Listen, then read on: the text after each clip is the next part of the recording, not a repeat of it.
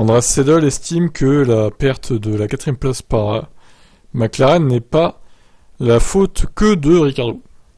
Bon, évidemment, il est responsable aussi, on va pas se mentir. Hein. Le mec, il a quand même plus de 3 fois moins de points que Norris. Je crois que bon, ça veut tout dire. En fin de compte, je suis également conscient de ma responsabilité et de celle de l'équipe. Nous n'avons pas réussi à faire en sorte que ça fonctionne avec Daniel malgré un grand engagement de sa part ou d'une autre. Ça fait partie du jeu en F1, on peut pas toujours marquer autant de points qu'espérer, c'est certainement quelque chose que nous allons essayer d'améliorer à l'avenir.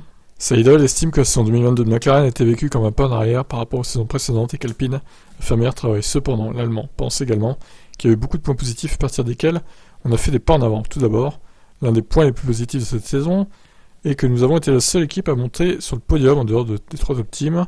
C'est un résultat positif que Lando ait pu obtenir la 7ème place du championnat. Ça signifie qu'il était le meilleur des autres. Ça démontre encore une fois que Lando a fait une saison impressionnante, même si les résultats marquants n'ont pas été là parce qu'il n'avait pas la voiture cette année. Je vois que nous avançons dans la bonne direction parce que, comme je l'ai dit auparavant, on aborde beaucoup de sujets différents à l'usine et je vois que nous avons fait des pas en avant en piste également. Bon, après, je dirais quand même que Ricciardo est 80% fautif de ça. Hein. C'est lui qui a pas su s'adapter à la voiture, c'est pas McLaren qui aurait dû s'adapter à Ricciardo.